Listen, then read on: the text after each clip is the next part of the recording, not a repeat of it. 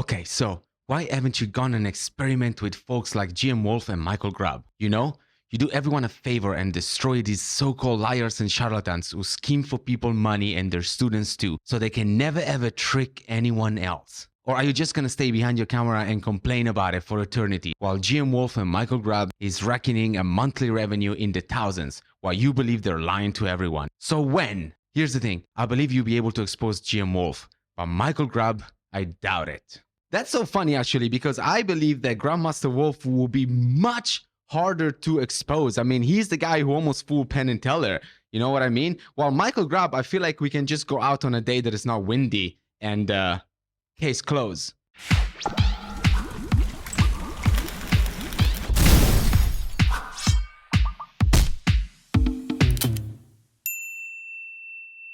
All right, welcome back to Magic Isn't Real, the place where I use my magician skill to define what's reality and what's a basic trick. If you don't know me, welcome to the channel. Please consider subscribing, liking, sharing, considering go and check all my other videos, because for the past year and a half, I've been posting magic tricks who look exactly like demonstration of the supernatural. So with a channel like this, the question of why don't you go and meet these people in person? If you're so sure that these people are lying, if you're so sure that they're doing magic trick, why don't you travel and meet them and test them yourself?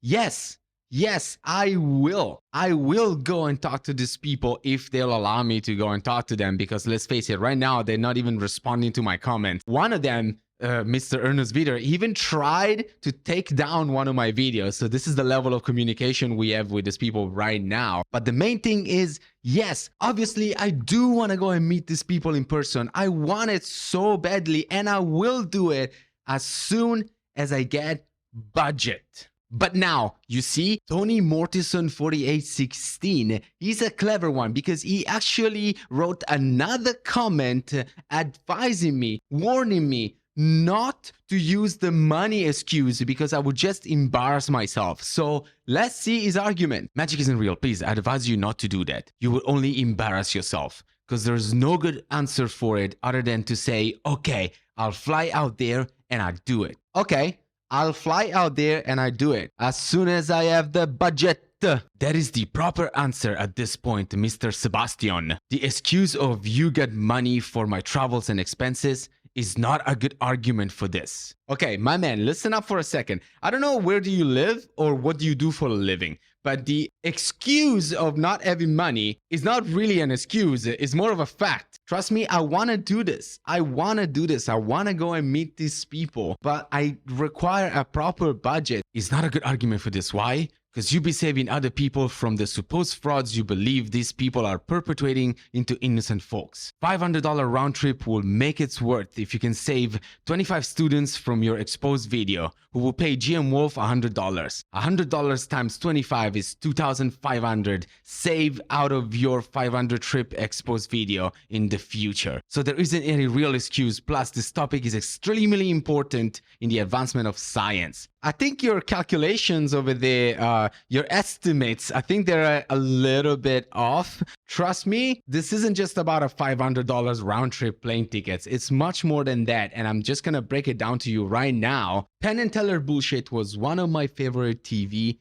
show. It's the TV show that inspired me to actually become a magician. It's the TV show that inspired me to become like a skeptic, to ask questions and to investigate more, especially when there's people who want things from you, especially when there's people who claim that they can give you special things. All right. And when I started this channel, I was truly inspired by that TV show, hoping that one day I would get to the right amount of subscribers, the right amount of attention that would allow me to create a production company similar to this. Because let's face it, what's the point of me going to them with the cheapest flight ever? By the way, please Send me the link to which airplane company charges you $500 for a round trip from Cape Town, South Africa, all the way to Indiana or whatever the hell Micheal Grubb lives by myself with no backup, no team, nobody. Like if I'm testing them, my man, if I go to Micheal Grubb and I'm testing him and I'm asking him to do something, who the hell is filming that? If I am behind the camera, I cannot also be focused on testing them. So I have to bring with me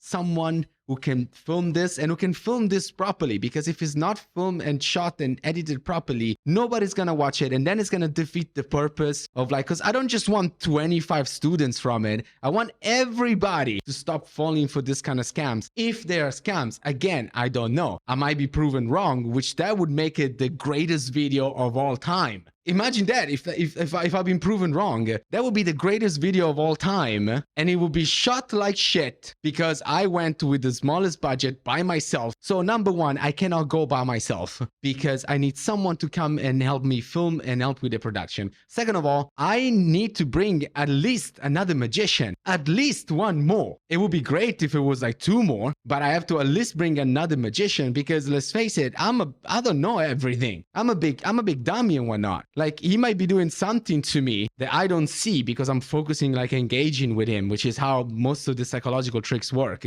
So I need someone else, not the person behind the camera. That person needs to be focused on the camera. I need someone else that needs to analyze the whole situation. And then after that's done, we go back to our hotel room, because where the hell are we going to sleep? Do you think Micheal Grubb is going to let me sleep in his house? I highly doubt that. I'm just, like, so baffled at the idea that you think with $500 this can be done. Not to mention, why would Micheal Grubb say yes to this and say yes to this for free? We're gonna need a very, very large amount of money to convince these people to say yes to this. I mean, this is how they make their money, I assume. So, like, the idea that some fucking asshole coming from South Africa is gonna challenge the way you make money, why would you risk, even if you're the real deal, why would you risk that? And why would we stop just Grandmaster Wolf and Micheal Grubb? Like, we need to go to everyone. What do you mean everyone?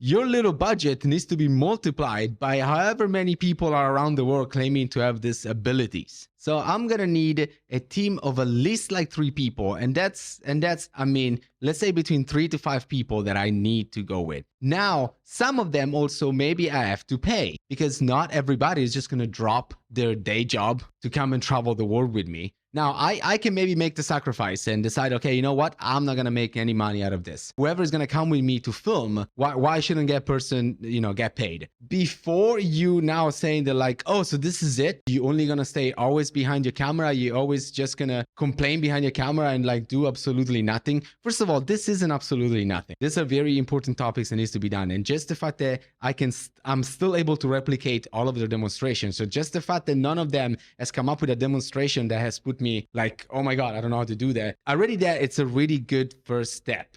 Just the fact that sometimes I break down how some of the tricks could be done, that allows someone like you maybe not to be fooled if you're gonna go and meet them. So I'm not here just complaining behind the camera. I believe that I am doing something. I'm doing something good, and I'm doing something important. And second of all, every time one of you joins my Patreon, even if you stay only for 1 month, every time one of you joins my Patreon, all that money is going to a specific account that I'm keeping there, because I'm really hoping to get to the point where I can pull this off. So this isn't just a wish. I'm actively trying to do this. And I don't want to say this because it's too early, but I am also trying to pitch this to a production company, which would then pay for everything. I have a plan.